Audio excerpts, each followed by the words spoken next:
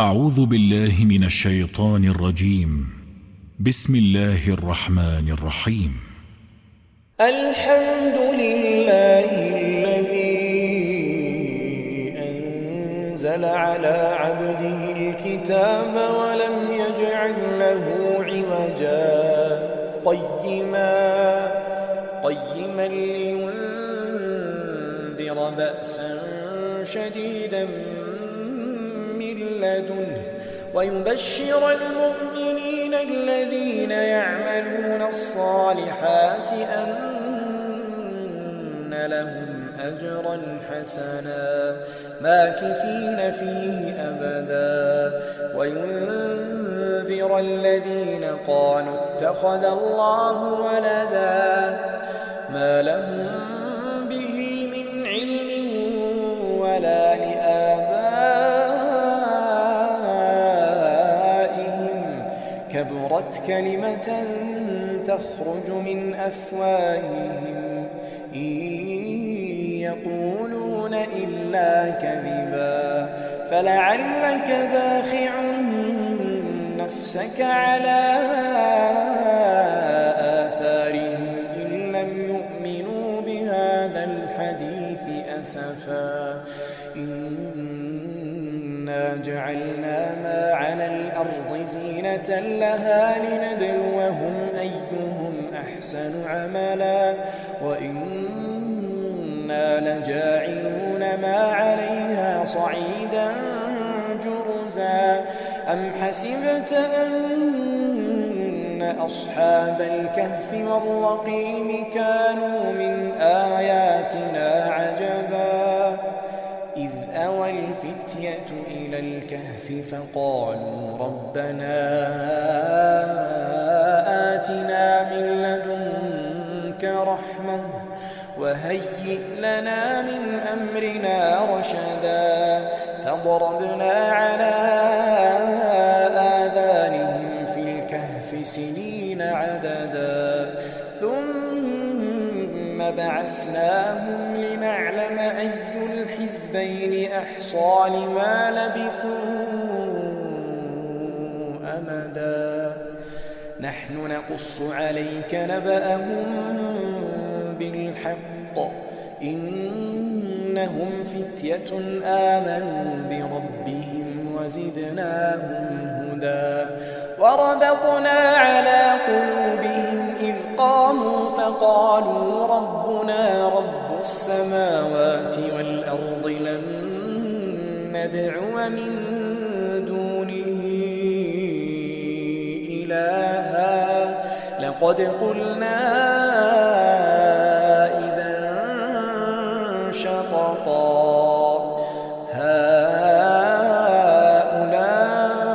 هؤلاء قومنا اتخذوا من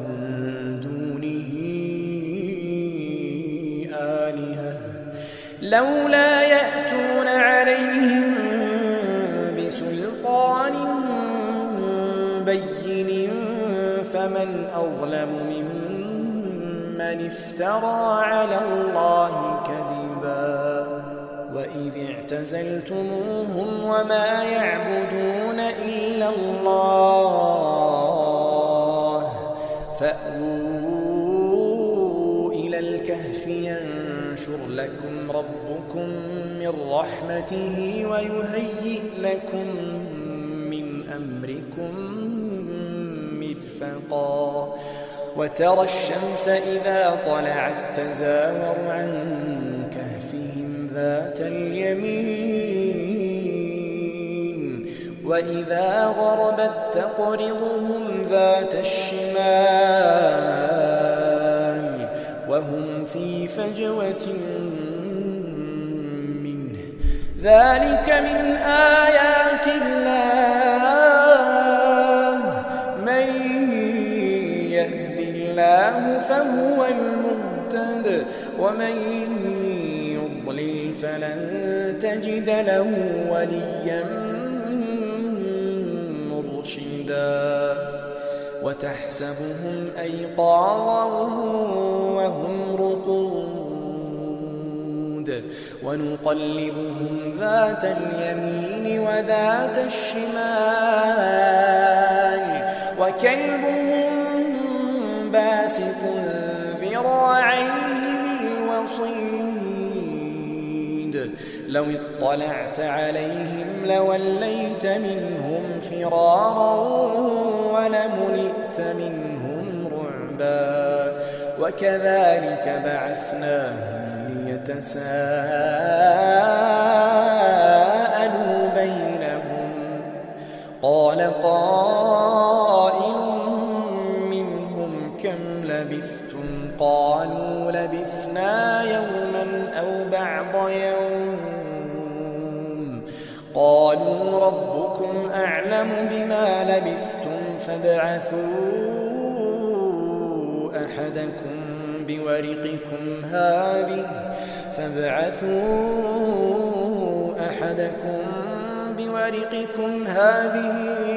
إلى المدينة فلينظر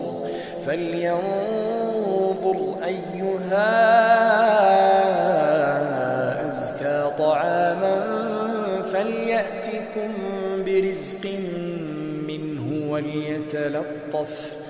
وليتلطف ولا يشعرن بكم أحدا إنهم إن يظهروا عليكم يرجموكم أو يعيدوكم في ملتهم ولن تفلحوا إذا أبدا وكذلك أعثرنا عليهم ليعلموا أن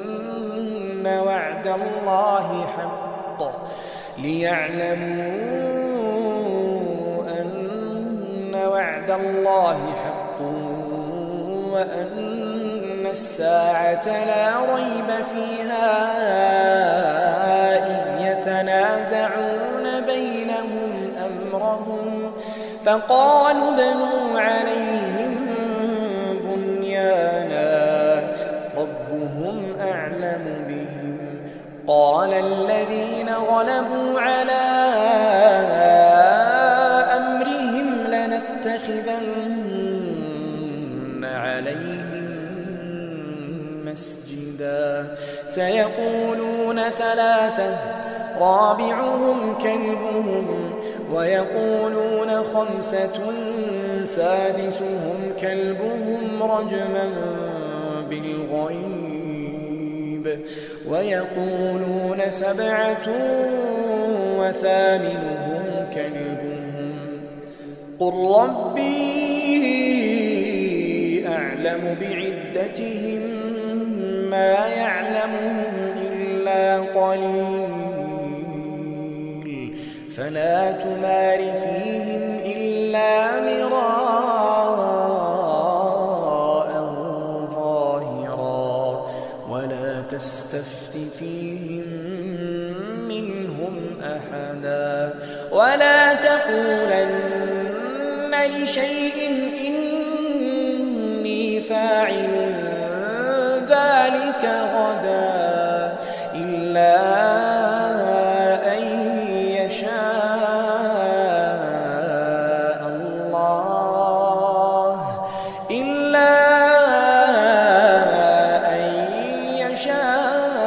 يشاء الله واذكر ربك إذا نسيت وقل عسى أن يهديني ربي لأقرب من هذا رشدا ولبثوا في كهفهم 300 سنين وازدادوا 9 قل الله أعلم بما لبثوا له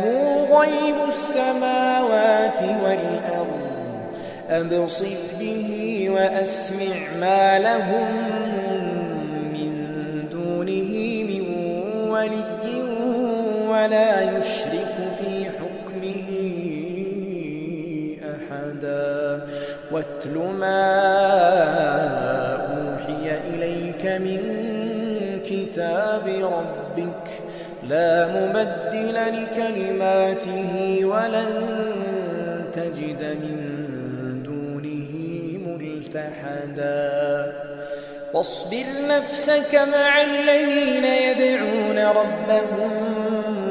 بالغداة والعشي يريدون وجهه ولا تعد عيناك عنهم تريد زينة الحياة الدنيا ولا تطع من أغفلنا قلبه عن ذكرنا واتبع هواه وكان أمره فرطا وقل الحق من ربكم فمن شاء فليؤمن ومن شاء فليكفر إنا أعتدنا للظالمين نارا أحاط بهم سرادقها وإن يستغيثوا يغاثوا بماء كالمهل يشوي الوجوه بئس الشراب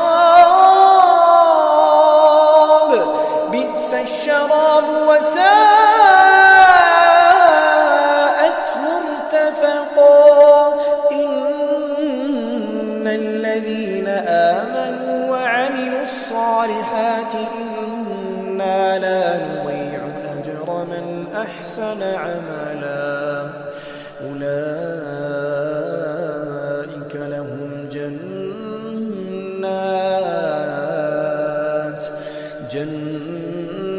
عدن تجري من تحتهم الأنهار يحلون فيها من أساور من ذهب ويلبسون ثيابا خضرا من سندس واستبرق متكئين فيها على الأرائك نعم الثواب وحسنت مرتفقا واضرب لهم مثلا الرجلين جعلنا لأحدهما جنتين من أعناب وحففناهما بنخل وجعلنا بينهما زرعا كلتا الجنتين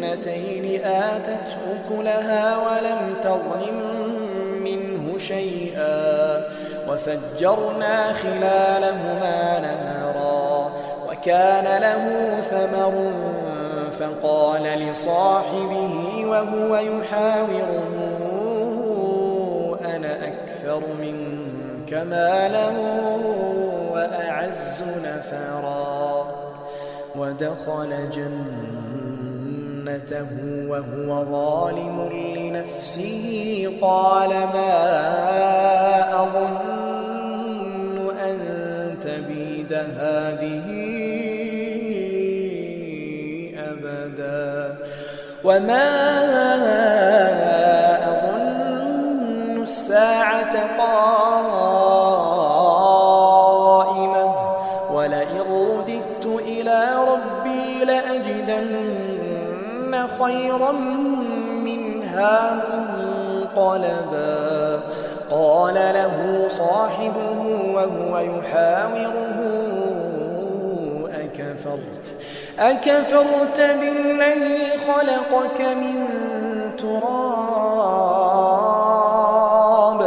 أكفرت بالذي خلقك من تراب ثم من نطفة ثم سواك رجلا لكن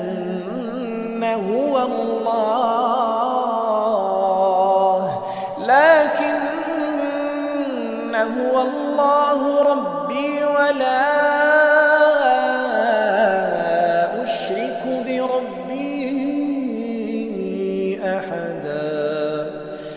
ولولا إذ دخلت جنتك قلت ما شاء الله لا قوة إلا بالله إن ترني أنا أقل منك مالا وولدا فعسى ربي أن يؤتيني خيرا من جنتك ويرسل عليها حسبانا من السماء فتصبح صعيدا زلقا أو يصبح ماؤها غورا فلن تستطيع له طلبا وأحيط بثمره فأصبح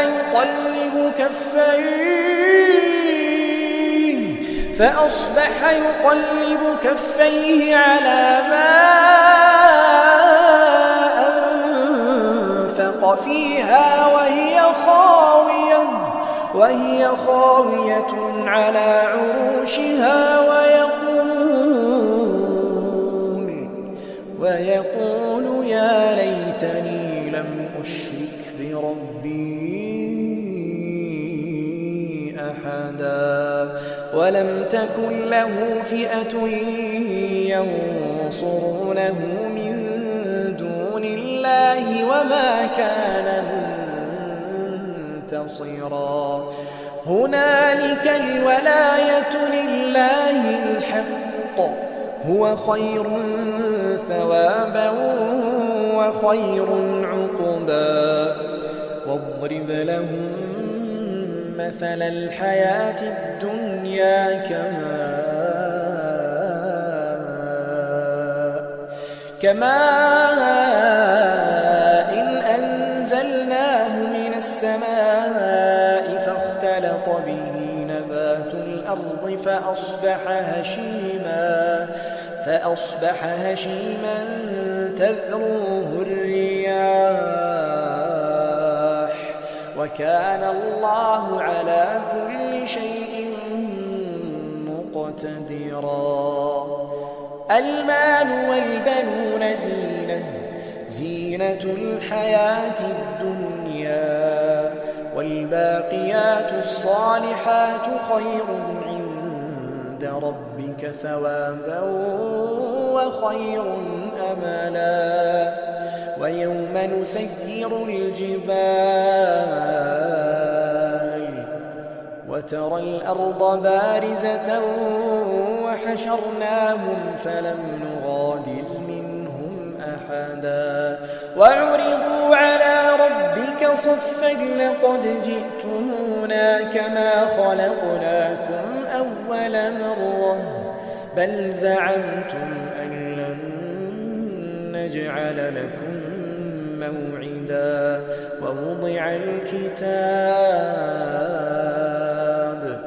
ووضع الكتاب فترى المجرمين مشفقين مما فيه ويقولون يا ويلتنا ما لهذا الكتاب لا يغادر صغيرة ولا كبيرة إلا أحصاها ووجدوا ما عملوا حاضرا ولا يظلم ربك أحدا وإذ قلنا للملائكة اسجدوا لآدم فسجدوا إلا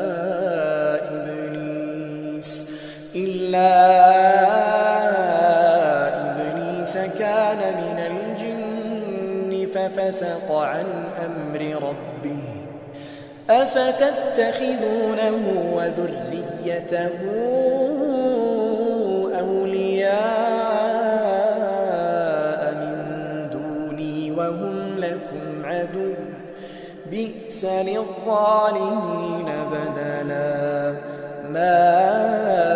أشهدتهم خلق السماوات والأرض ولا خلق أنفسهم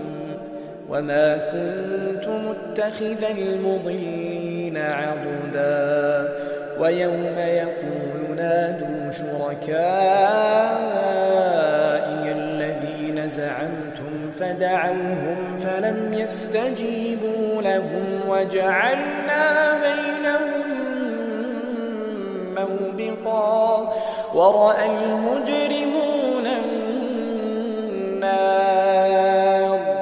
ورأى المجرمون النار فظنوا أنهم مواقعوها ولم يجدوا عنها مصرفا ولقد صرفنا في هذا القرآن للناس من كل مثل وكان الإنسان أكثر شيء جدلا وما منع الناس أن يؤمنوا إذ جاءهم الهدى ويستغفروا ربهم إلا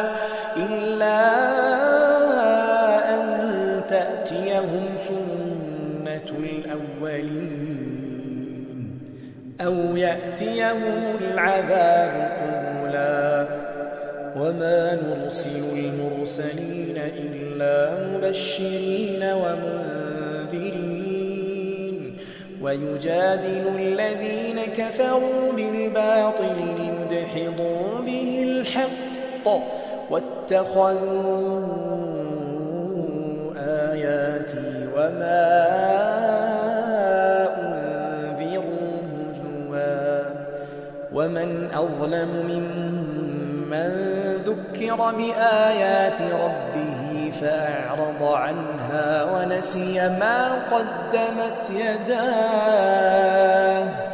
إنا جعلنا على قلوبهم أكنة أن يفقهوه وفي آذانهم وقرا وإن تدعهم إلى الهدى فلن يهتدوا إذا أبدا وربك الغفور ذو الرحمة لو يؤاخذهم بما كسبوا لعجل لهم العذاب بل لهم موعد لن يجدوا من دونه موئلا وتلك القرى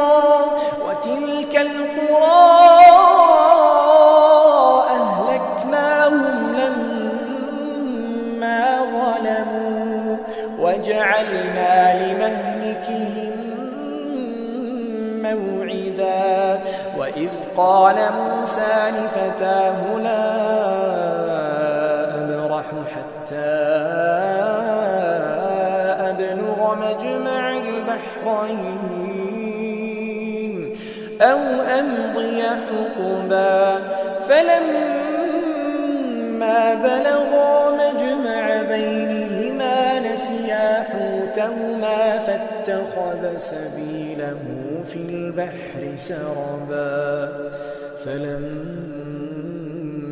جاوزا قال لفتاه آتنا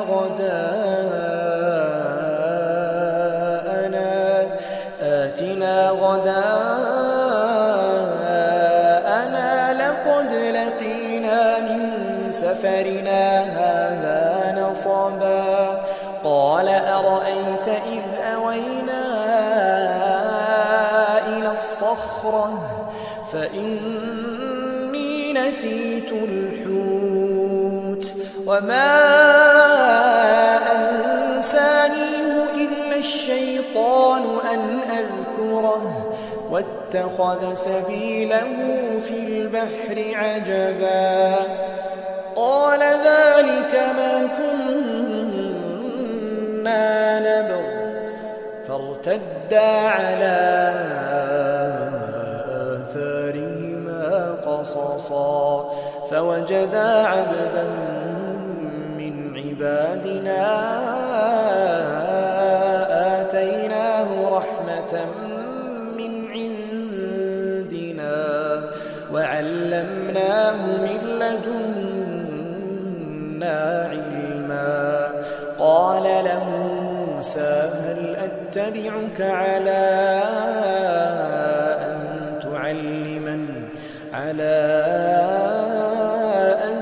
تعلمني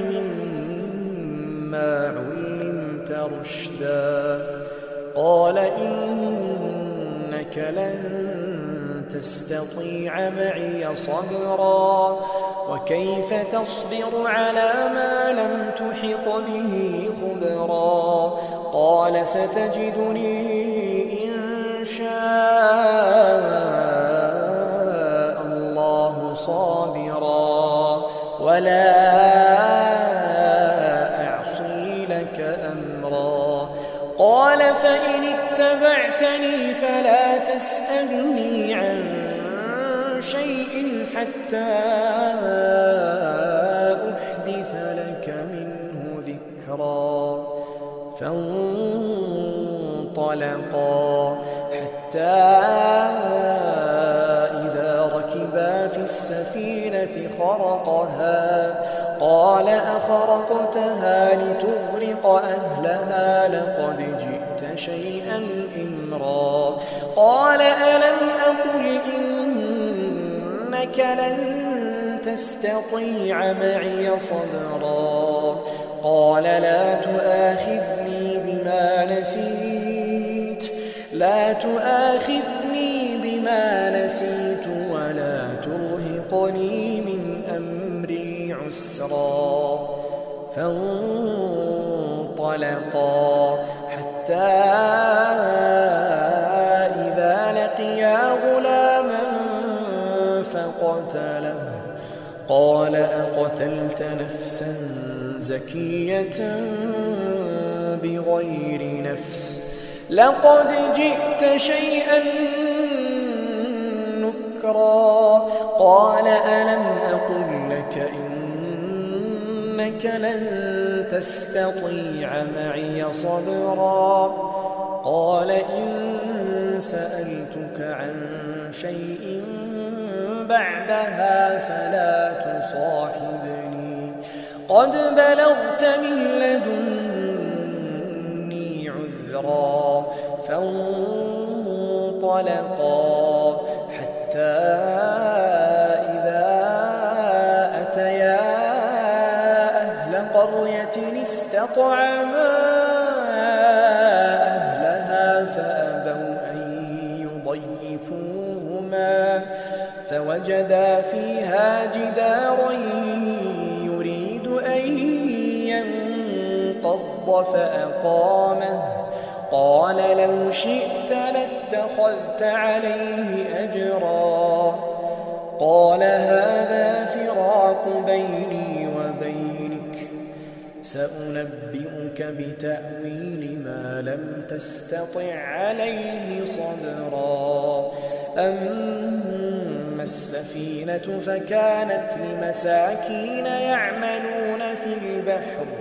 فأردت أن أعيبها وكان وراءهم ملك يأخذ كل سفينة غصبا. وأما الغلام فكان أبواه مؤمنين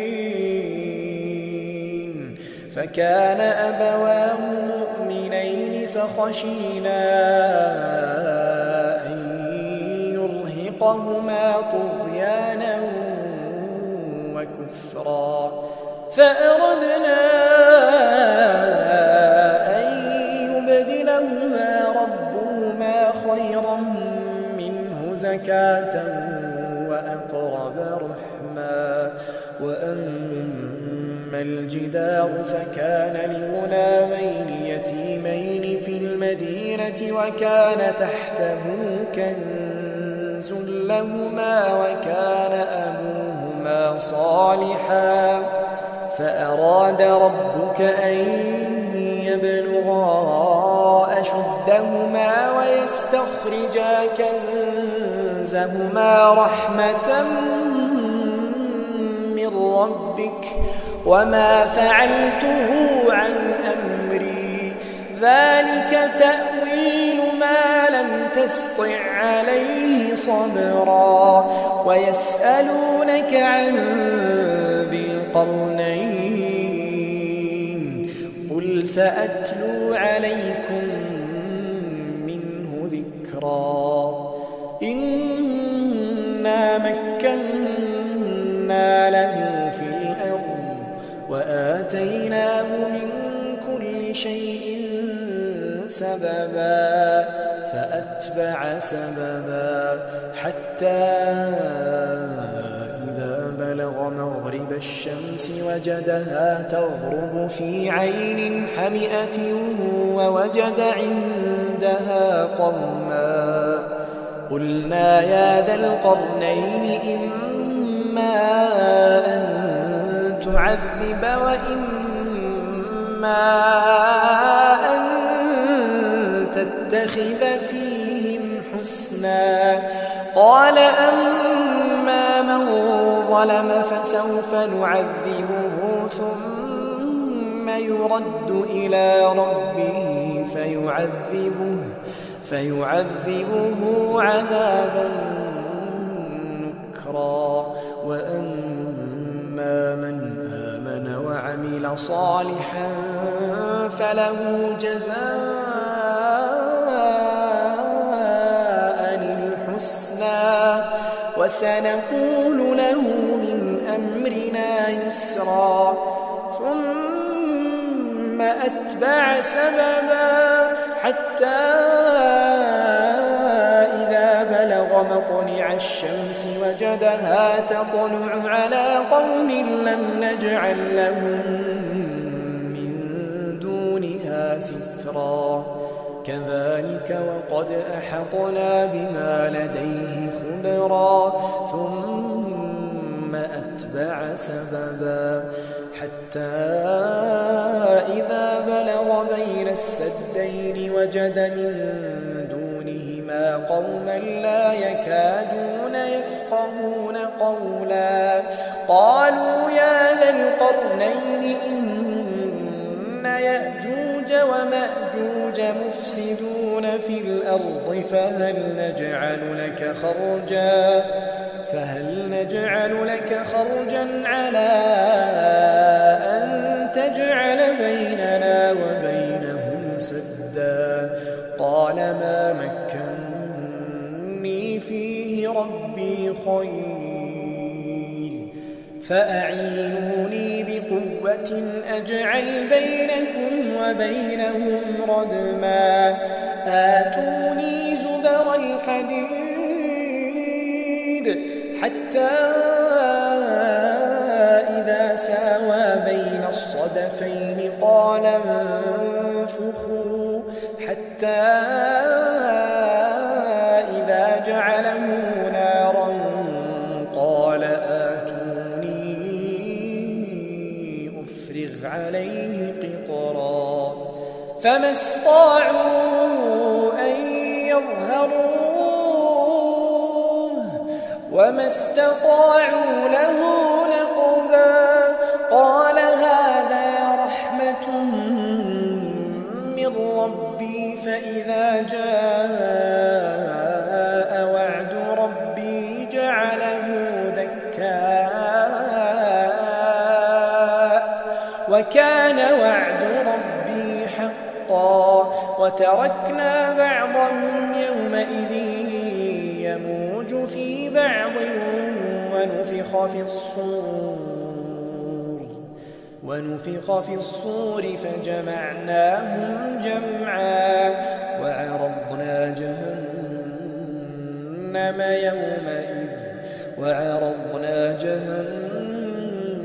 يومئذ للكافرين عرضا الذين كانت أعينهم في غطاء عن ذكري وكانوا لا يستطيعون سمعا أفحسب الذين كفروا اتخذوا عبادي من دوني أولياء إنا أعتدنا جهنم للكافرين نزلا قل هل ننبئكم بالأخسرين أعمالا الذين ضل سعيهم في الحياة الدنيا وهم يحسبون أنهم يحسنون صنعا أولئك الذين كفروا بآيات ربهم ولقائه فحبطت أعمالهم فلا نقيم لهم يوم القيامة وزنا ذلك جزاؤهم جهنم بما كفروا واتخذوا آياتي ورسلي هزوا إن الذين آمنوا وعملوا الصالحات كانت لهم جنات الفردوس نزلا خالدين فيها لا يبغون عنها حولا قل لو كان البحر مدادا لكلمات ربي لنفد البحر قبل أن تنفد كلمات ربي ولو جئنا بمثله مددا قل إنما أنا بشر مثلكم يوحى إلي أنما إلهكم إله واحد فمن كان يرجو لقاء ربه فليعمل